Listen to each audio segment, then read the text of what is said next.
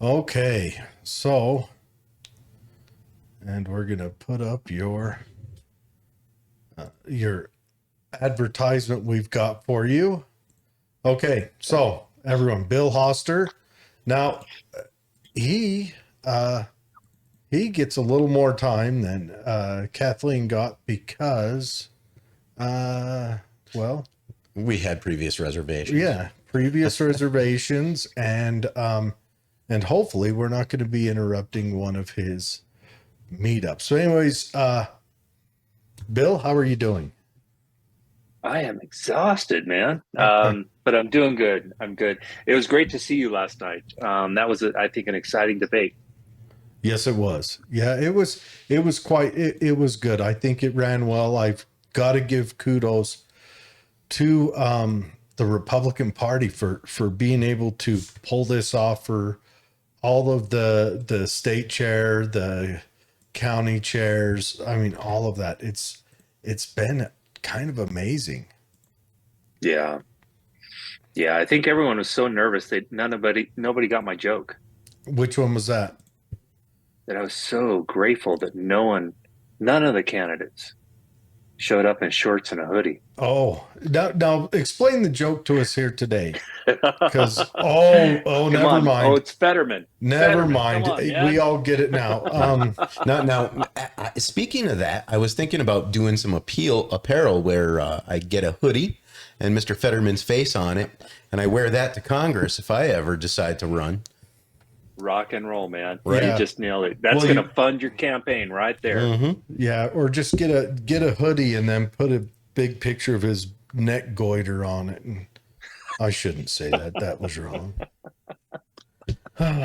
You know, Oh it's man, pretty are we wild. going there already? Are we going there already? How many how many mentally disabled people are the Democrat Party's going to endeavor to stuff into the leadership of the free world? I mean, are they out Man, shopping now? I mean, we've obviously got drug problems, probably strewn throughout, and it's probably been a little bit on both parties. But we've had, like, Reagan started slipping towards the end of his second term. He yeah, started, dementia started kicking in, but you ride it out. But Biden came in hard. He came in hard. I mean, they're probably teaching him every morning bunny ears for his shoes and reminding him of his name. And, you know, It's sad to watch, pumping him actually. full of Adderall. Yeah, no, it's isn't it? It is. It's sad I'd to say see a senior citizen getting abused. getting abused like this. Yeah, because they've got an agenda and they don't care. Just weekend at Bernie's, right? well, if you're trying to push through your progressive agenda, because traditionally Joe Biden is not what you'd call a progressive Democrat. He's True. traditionally been a rather conservative, tough on crime Democrat Yeah, and tough on welfare Democrat and tough on all that stuff. He's been what you'd call traditionally a blue dog Democrat. Well, didn't he coin the term super predator? Well, yeah, he did. He yeah. said a lot worse, but he's the one that put through the what was it, the '94 crime bill. He's the one that shut down busing in the inner cities. That would have been. I mean, granted, I think he shut it down correctly, but he should have done it on. That's a states' rights issue. I don't understand why this is before Congress or the Senate. But anyways, so Bill, you got a 2 week warning. What made you decide to throw your hat into this crucible? It was. It's probably worth predicating a little bit how I got here, and I moved to Leeds about 5 years ago when I thought I was going to retire and became um, the mayor at the request of some citizens there right before COVID. I'd moved in and the just started to kind of get to know people. COVID shut everything down. The elections still go on, and we had a lot of people who were running that. I guess some others in the town didn't feel were really good, so they asked if I'd do it.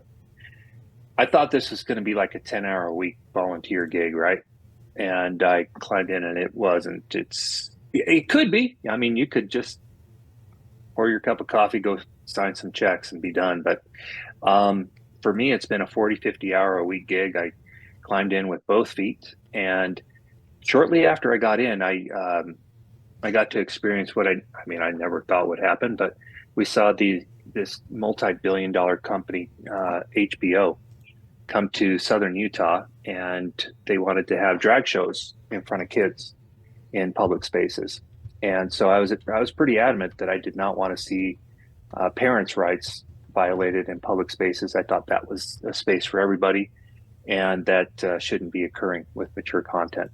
So we did everything we could to try and help our neighbors here, and failed. And so immediately jumped into trying to get legislation written to try and help us at the state level, because we knew that we knew all the legal ramifications that were happening at the municipal and city level. And so we really, I mean, the bill that we wrote, it was pretty milk toast. I got to be honest. I mean, it was really we started out really strong, and then the drafting attorneys get a hold of it, and a few others, and they carved it up. And by the time it got to the Senate floor, it was basically saying, "Hey, look, if you're going to have adult content in a public space, at least warn everybody. Put a sign out there." That was it, and we got killed. We got killed. So during that entire process, I got to be involved with realizing how overstretching our judicial system is over the legislative system branch. I think we've got a real problem there. But that wasn't it. It was also realizing, we had, as a mayor, I climb in, and you're on multiple boards throughout the area, and of utilities that we deal with, and such. So I'm on the fire district board. I'm the chair of the fire district. So I inherited from the prior board an 89% property tax increase public hearing. And I walked onto that board to realize that was a hard public hearing. I mean, they should have had security there. It was really strong. And I was with the people. I thought that was obscene to have an 89% property tax increase for fire and EMS, although we need fire and EMS. And so we were fortunate to strike that bill down, or excuse me, that property tax increase. And we had to find another way to help fund our fire and EMS. We're not done yet, but we got really creative. Our division chief over there has worked with Phil Lyman over in Blanding, who had another rural health bill that we borrowed some language on, modified that with prior Chief Coleman, and then we took our own legislator, Joe Elison, and crafted up a bill, brought it up before the House, the Senate, and we passed unanimously with 392 to get a 1% tax increase, which is going to enable us to reduce property taxes. Get that, reduce the taxes. We're able to actually bring the burden onto some of the tourism that's coming through here, which is the reason why we need to have the larger departments that we do. And so we're not putting it all on the backs of the residents who live here. And so it was the first time I think we were able to actually do something where we're reversing and able to reduce taxes and increase the revenue to sustain the fire and EMS. So, it was all of these kinds of dynamics of climbing into my experience of being a mayor, making tough decisions, that when Congressman Stewart stepped down, I received a handful of calls from people I highly respect, who I've been involved with in the legislative process, in the fire board, the financial processes, who said, "Hey, would you consider running for this?" And I had to give it a lot of thought. Honestly, guys, I came down here to retire, and but I'm a service guy. My history is I came out of high school. I went into the Navy, so I'm a Navy corpsman. Got out of there. I did do Desert Storm, firefighter, paramedic, invented a couple of products while I was a paramedic. So instead of going clinical with patient care, I went in, got an MBA at Westminster, and started uh, working in that field. I created a manufacturing company, bought and sold a couple of different distribution companies, um, and uh, that's been my world, not the political world. And so that's where I've had my wins, my knocks, my scars, and I've also shown that I can win. And so that's why these others who I associate with said, we think we need someone in there with a backbone who's going to stand up and do the right thing. We don't need another career politician in there who's going to tell us what we want to hear. We only have that house by 5 seats, 5 seats. And if we have a rhino slip in there, that actually makes it 4. And it's just too slim. Oh yeah. Yeah, that's a good point. We are sitting on some pretty shaky thresholds in there. Hey, Bill, you had an endorsement recently from Jason Preston, correct? Yeah. Jason, I'm so grateful, stepped up and gave me an endorsement. I think it was yesterday that he called over and gave that to us. So that was outstanding. What do you think made him decide, I'm going to endorse Bill? What was his deciding factor? Did he tell you? Yeah. No, we've had good conversations, and I think the biggest thing is that Jason and I relate absolutely with regard to the Constitution being violated on so many levels. So let's talk about like the 3-letter bureaucracies that are receiving $100 billion a year from our discretionary spending to go out and subvert your constitutional rights. These 3-letter bureaucracies I'm talking about are the FBI, the IRS, the DOJ, the CDC. All of these places have the ability to make laws that affect us. And those laws don't get passed by Congress, by the way. Y'all familiar with the Federal Registry? mm-hmm. Yeah. So they could. Go ahead and explain it. Okay, sure. Yeah. So for anything to become a law, it has to have the public somehow thumbprint on it, right? Mm-hmm. And because it's really time consuming to throw that back up and before Congress and have debate and House and committee, they just put it on this thing called the Federal Registry, and they can put it up there for 30 days or 60 days. No one complains about it. It actually becomes a law. And so this is a big problem where we have affecting our constitutional rights constantly. And none of us are really aware of these laws that keep getting passed. And you know what happens anytime a law is passed? It is taking away somebody's rights. That's what And laws do. So there's nobody Yeah. watching this Federal Registry to complain about it? That's supposed to be us. How Well, many it's of us know deeper about than it? that. Yeah. Congress's job, the House and the Senate, their job is to write legislation, but their job, Congress particular's job, is the power of the purse. Their weapon that they carry is that if any group that's funded by the United States government gets out of bounds, they're supposed to be able to say, okay, fine, we're shutting off your funding. But I kind of argue that after the Federal Reserve Act, when the creation of money was, if not wholly, but partially taken out of the hands of Congress, if Congress didn't really relinquish that authority and that ability. Yeah. I think mean, does Congress even issue the Treasury bonds anymore to the Federal Reserve to print money? Or is that just done automatically through another bureaucracy there? Yeah, that's a great segue into the whole digital currency thing, and how they're going to be controlling all of that and manipulating it. I think we're in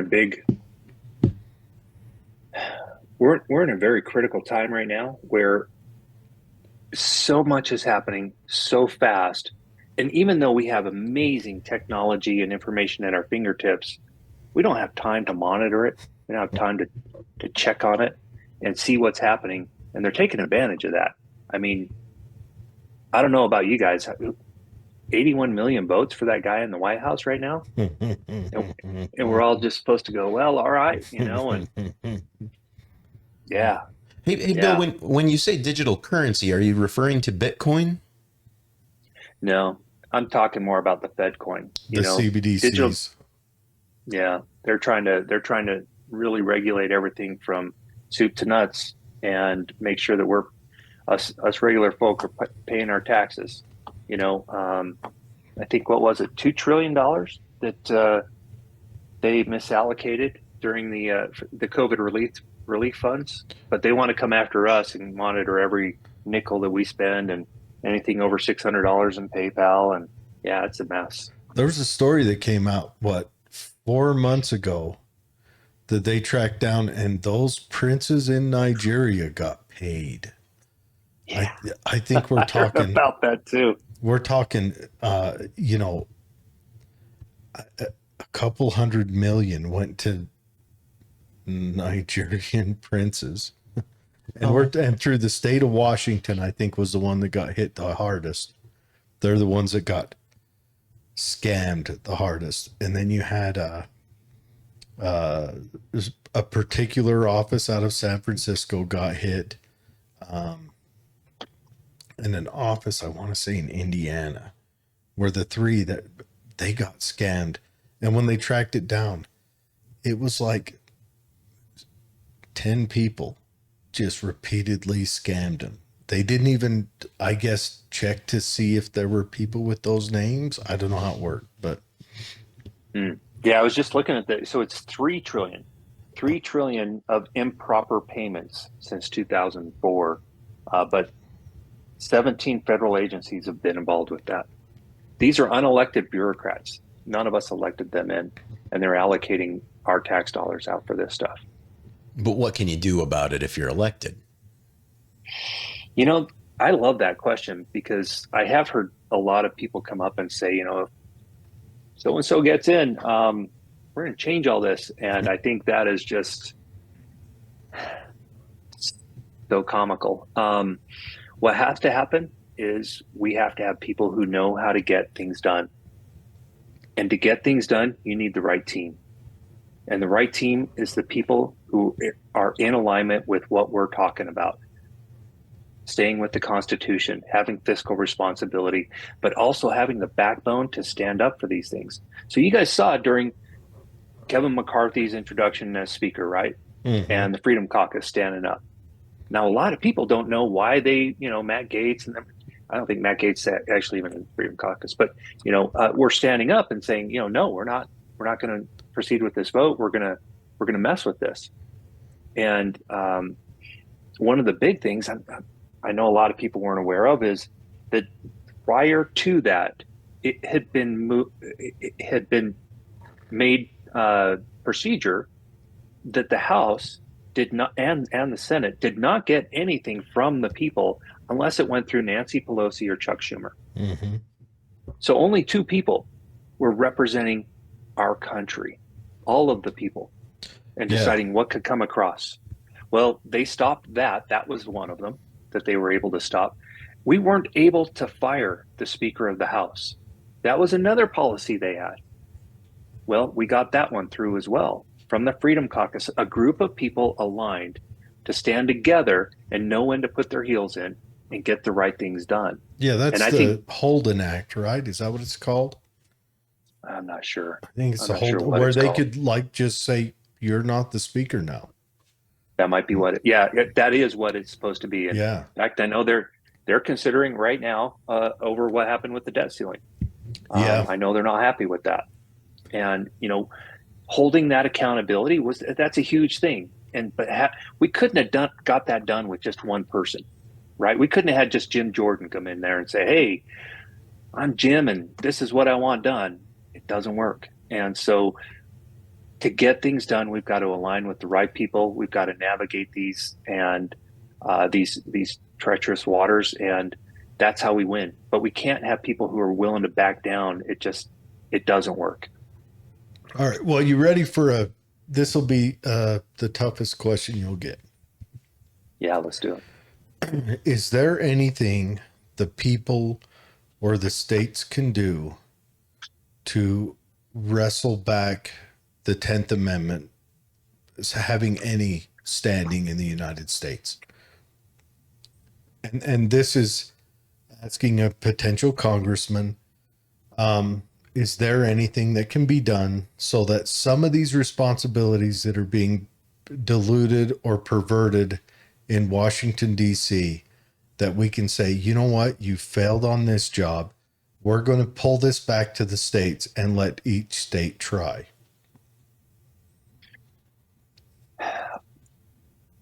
Yeah, yeah. And let me fillet this in a way that I think it resonates with me.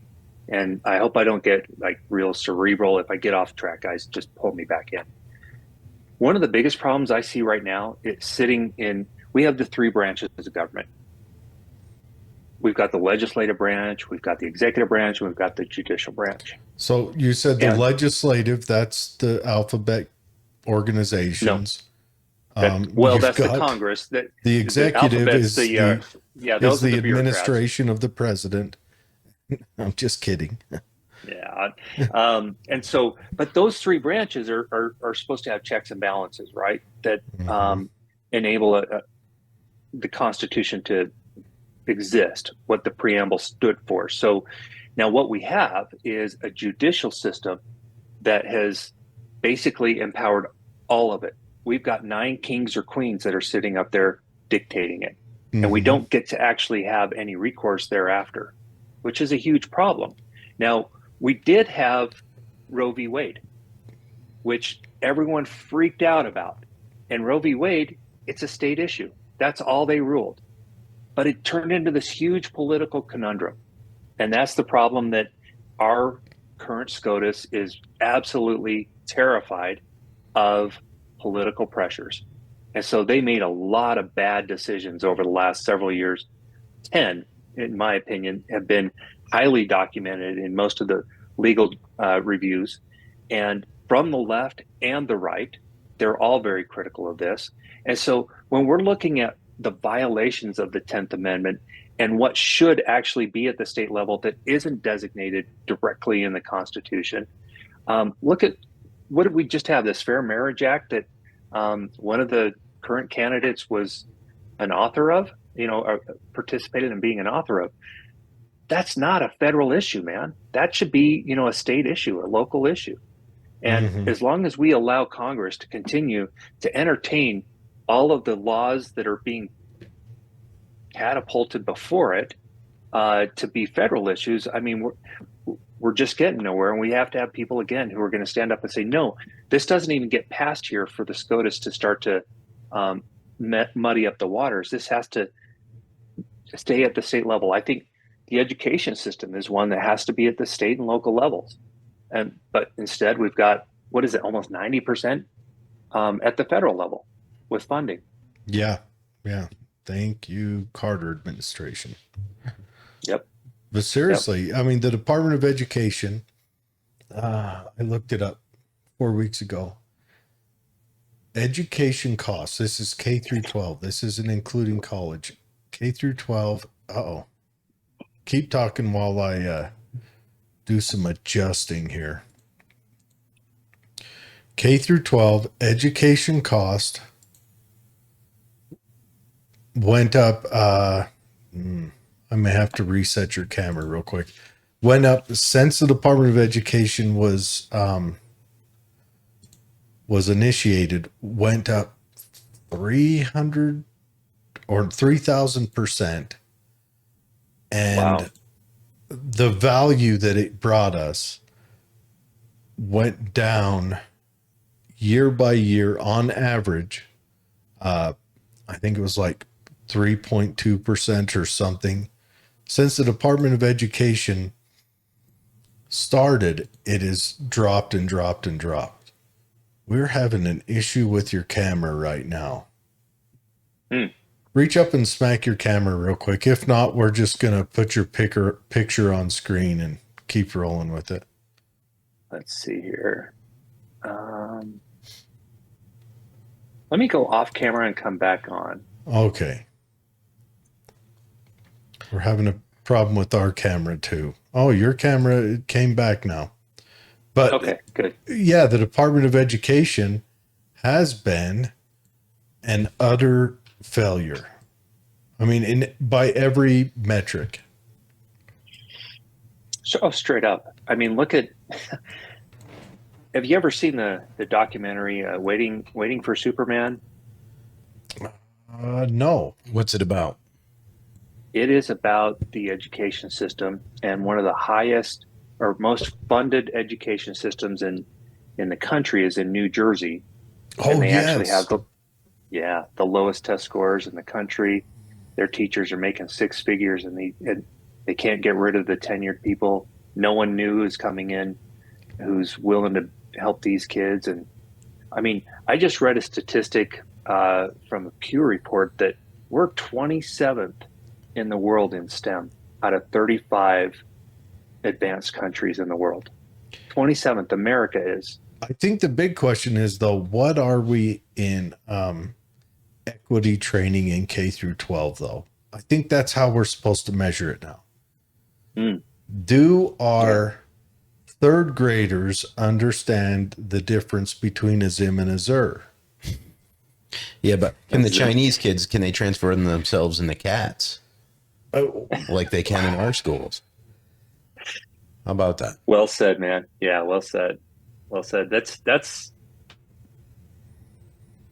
another Pandora's box right there. I don't know why we have transitioned into this whole, and I've been studying it. I've been, or talking to, in fact, Jason and I have had talks about this. It's really a huge concern with the shift that the government institution of, government training, government schools have done with the kids. And some parents, we don't have the resources to do homeschooling, but amazingly, a lot of the constituents I've been talking to are trying to do that. They're trying to shift their lifestyle to be able to homeschool their kids because it's gotten just so bad. mhm. Yeah, And and look, we look at the, go ahead. Yeah. is there a resource for people to reach out to other people who want to homeschool, like and form these pods? Like if I want to homeschool my kids, but I'm just not great at math, I'm great at Yeah. social studies, and I can reach out to, there's none of those kind of infrastructures in place for people to form that kind of a society. And I think it wouldn't be hard to put something in place like that, but then how do you tax it? How do you distribute wealth to that? How do you administer that in a bureaucracy? I don't know, because it sounds like something that would give people independence. Well, that's a good point. Another documentary I think is great because some of the kids in my town were in it. Is a documentary called Weirdos. You guys heard of this? No. I loved it, and I watched it, and it was a fantastic little documentary that talked about homeschooling and how those kids were the weirdos, right? Mm-hmm. Because and they talked about why they were the weirdos because back in that time the state could take those kids away from their parents for not being in school, and so the parents were like trying to keep those kids safe and away from everything, and the kids were, it'd be weird if you ever got to see them out in public or able to do something, so they were the weirdos. And this documentary does a really good job of talking about how the communities are actually doing it themselves and building the pods, the resources, the sharing of resources. And I thought it was a phenomenal, inspiring documentary that was done. And most of it was done here in Utah. Not well. That's interesting because I look at it a block away from my house. There's a huge building that is sitting idle, wasting acreage, wasting electricity, wasting construction materials, wasting water on a huge grass that is going to be unoccupied for the next 2 months except for maybe twice in the next 2 months. They hold voting there, but it's just a waste. If school was ran locally, There's no reason why you couldn't have schools split up amongst smaller, more nimble, more diverse locations. You wouldn't be wasting the acreage. It would be interesting to see if they have a utilization report where they report what rooms have been vacated for what percentage of time to report to the actual peasants who pay for it. You know? The peasants. What makes you think we deserve that information, Dave? We don't. Just pay your taxes, And Jared. peasants? Are we peasants or chattel? I don't know. I like to think of myself as a peasant. As a peasant? I'm being optimistic.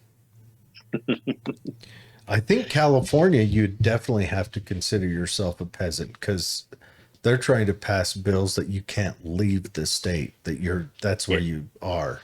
And if you leave, you still have to pay them taxes for X amount of years. Yeah. Isn't that amazing?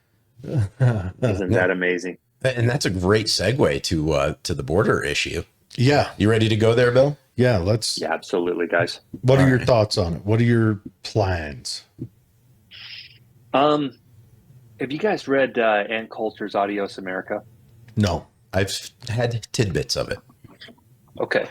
So I got to read that when she released it, and it was serendipitous to kind of hear Trump announce his candidacy quoting it. I think he got a pre-version of the book. And it is an amazing account of what statistics are not actually being kept by our government that she went through and was able to uncover by backing into them. And her whole thing with this book was enlightening for me because I saw that there are a lot of layers to this. It's not just people coming up in caravans and trying to get across the border for a better life. What we have I think it was this past week, it was shared with me that almost 300,000 Chinese nationals have crossed that border since the Biden administration took over. The hundreds of thousands of deaths as a result of fentanyl have been astronomical. We've lost 84,000 minors. 84,000 children are unaccounted for with human trafficking. 84,000? The other component, say again. 84,000 is... 84,000 children are unaccounted for. I seem to remember that when Trump was president, the media asked these questions a lot. And now that Biden's president, the paradigm has changed. And I'm not they dictate that media. Yeah. I'm going to lay this out right now, and Dave can attest. I'm not a Trump fan. I liked Trump's tweets at 2 a.m. I know no one else likes him, but I think a guy that is the leader of the free world, that goes into that throne room to work out a Taco Bell that he had for lunch and pops a tweet out while he's there, I love it. That's top of the line for me. That's seeing the inside, how the sausage is made. You can see the steam right off the thought. But there's a lot of things Trump did. He did a lot of good things, I'm not going to lie. But particularly with the bump stock ban, when his, and I quote, was, take it now and let him argue the Constitution later, disturbed me. Yeah. Yeah. Well, I do miss him, and I hope he'll pardon all the January 6ers when he gets in office. Because I think Hunter got the best judge, and they got the worst ones. It wasn't fair. Well, let's take that. Let's take that whole thing about why they're even where they're at. They've been denied due process. They've been denied representation. They've been allocated, according to the Patriot Act, as domestic terrorists. I mean, it's as if I were captured in Russia or China while I was in active duty. And, everything is stripped, and that is not right. It's not. I can tell you, I'm going to be a part of whatever it is to try and get them out of there Well, and get them their constitutional rights. let me give you a thought on this. I Yeah, promise you that every extrajudicial measure that's been taken against them has been taken under the blanket of the Patriot Act. 100%, And 100%. that needs to be eliminated. Do you know that I just was talking with Congressman Gossert from Arizona this morning, Mm-hmm. and he was telling me about his research that he identified, I think it was 35, 38 state of emergency acts that are in place right now that give the executive branch power to spend and also power to legislate.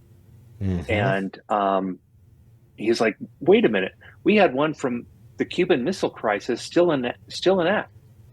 And yeah, these things need to be addressed. These things need to be um, exposed and resolved. But I'm sick about what's happening with our brothers and sisters over January 6th and how their constitutional rights were stripped from them. These are Americans. This is just despicable. It shouldn't be happening. Yeah, it's disgusting. I think I got a hard question to ask him Okay. on this note. So Chris Stewart never approved of any ideas of pardoning Edward Snowden. Ooh. Would you say that he was in the right train of thought on that, or would you have recommended a pardon? You know, I've actually studied a lot of what Edward Snowden did, outside of what Hollywood did.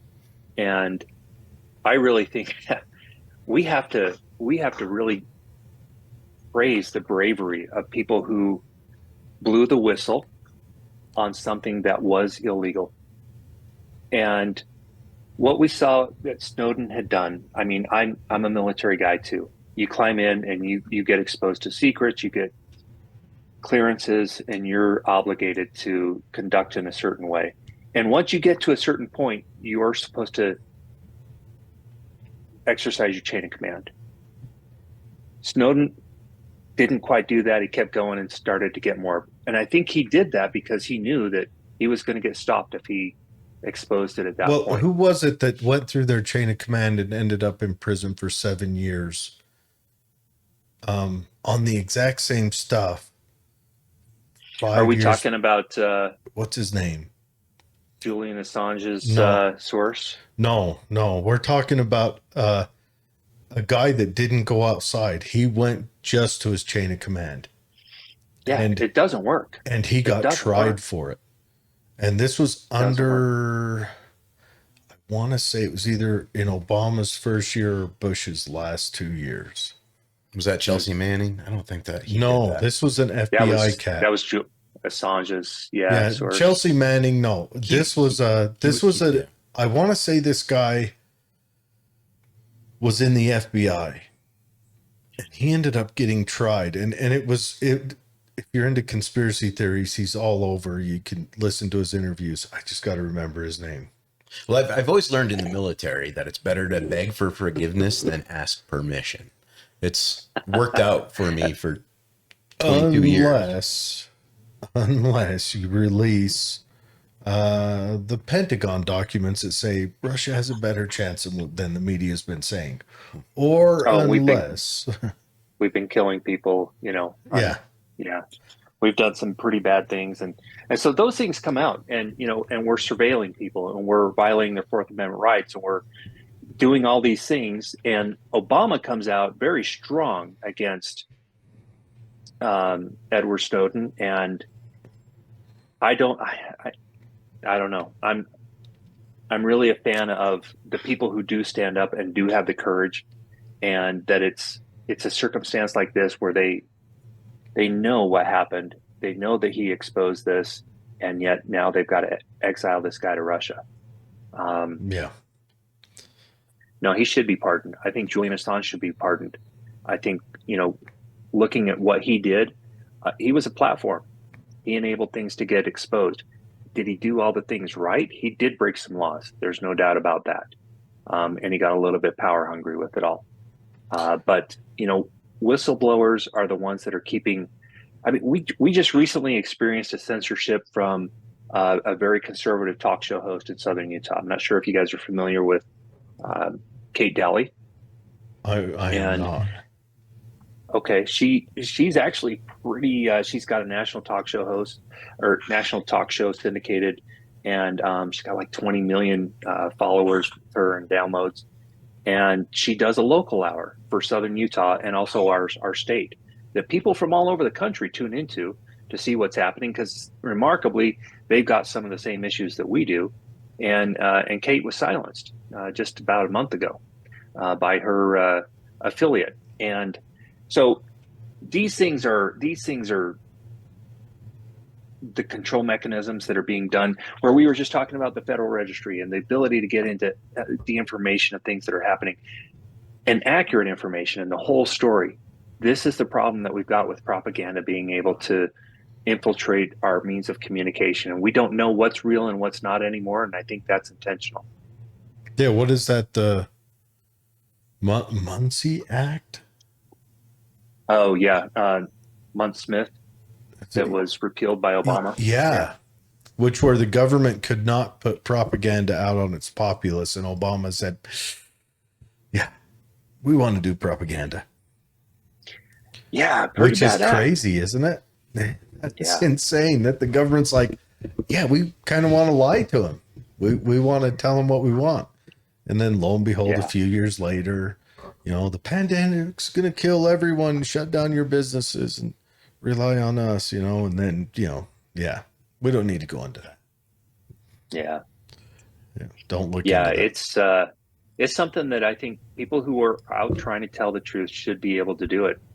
And so far we've got a system right now that is positioned against them, and it's not right. Yeah. Okay. We've got I don't know. We want to kind of cut you loose a little early because we got someone else coming on and both of us need to potty, but we would like to have bio break. Yeah. We'd like to give you a few minutes to just give your strongest spiel. And then we're going to do some outro announcements for you.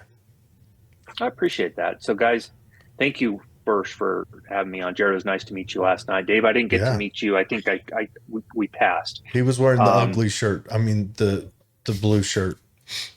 The blue shirt. I don't know. The fake flag shirt. Okay. But you guys are stewards of truth. I mean, you're doing this on your own. I applaud it. I really do. What this country needs right now are a lot of people who are willing to ask the hard questions, hold people accountable, and we don't need career politicians talking out both sides of their mouths, telling us what we want to hear, and then they get in a position and they don't execute, they don't follow through. And I know the pressures are hard. I'm already being targeted for a hit piece right now, and I know about it. This is not an easy world to be in, and I learned that about a year and a half ago climbing into it. Was that you start to make decisions, and they're hard decisions, and people are going to criticize you. They're going to come after you, your family, and it's hard. But this is such a critical time. Dave, you're like me. I mean, you came out, you went into the military. When you signed that, you were like, you know what? I'm willing to die for this. I'm still willing to die for it. Actually, my dad signed me up. So it's like, get him out of here, man. Yeah, I was 17 years old. I didn't know what I wanted. You don't want a sex change? Come on, man. Right? Davidina. Davidina. But yeah, I mean, look at the attacks that are coming on us from all angles. We're not going to solve it all at once, but we do need steady leadership that's going to stand up and do what's right. Mm-hmm. And honestly, if I saw someone else on there who was going to be able to do that, I would back them in a heartbeat. I'd step out of this and help them to do what needs to be done immediately. And I've done that with other candidates in other races. But what I see right now is that this is so pivotal, not just for the state of Utah, but for our country, but especially for the state of Utah. And so I really hope that just the popular name does not galvanize people and put them in a trance, and not do their research and ask the questions, go talk to the candidates. We've been all calling and I know inundating them, but have the conversations with them, ask them the questions, get outside of the buzzwords, and you can tell when they're BSing you. You can tell. And I think we've got some good people up there, but I really insist that we get someone who's going to represent the conservative constitutional values that we need right now. Yeah. Yeah. And it's a weird time because, especially if you're an outsider on statewide politics breaking into this, because you've got 2 weeks. 2 weeks to get your name out there, 2 weeks to have people look into your history, to look into your message and all that, which leads me to this. You've got a website. It's www.billhosterforcongress.com. That's billhosterforcongress.com. Go there. When you go to his website, he's got a whole itinerary down the side that gives you a lot of information. Look him up, hit him up, ask him questions, find out. We've got 2 weeks. So if you're a delegate, this is of the utmost important, or even if you know who your delegate is, yes, take the opportunity. Yep. And that's one thing. The delegates are part of that representative Republican government for all you people. That's the kind of government we live under. We don't have direct democracy because that is how tyranny happens. We have a Republican government where we have checks and balances through people. So straight up. Reach out to your delegate, tell them this is the person I like. You can argue with your delegate, you argue with him, he argues up, it's the mascot crapping down the stairs. You've got to, do the thing. But, reach out to your delegate and talk to them, get a feel for them, let them argue with you, but that's the way it works. So look into them. billhosterforcongress.com. And if that one's too hard, they can just go billhoster.com. It'll reroute them. Yeah. Well, when I looked it up, that's all I did. I just typed Bill Hoster into Google, went right to you. Yep. But everyone, thanks for coming on, Bill. Thanks, Bill. Yeah. Guys, Garrett, thanks. David, thanks. Nice to meet you guys. I'll be seeing you Saturday. Yeah, so will I. We'll both be down there. Yeah. We'll be up there on the cheap seats, probably talking back and forth and seeing what's going on. But everyone, look into Bill, look into all your candidates, find the one that's right for you. All Straight right. Up. Good. Bill, we will talk to you in a bit. Thank you. We'll see you on Saturday. Bye-bye. Bye.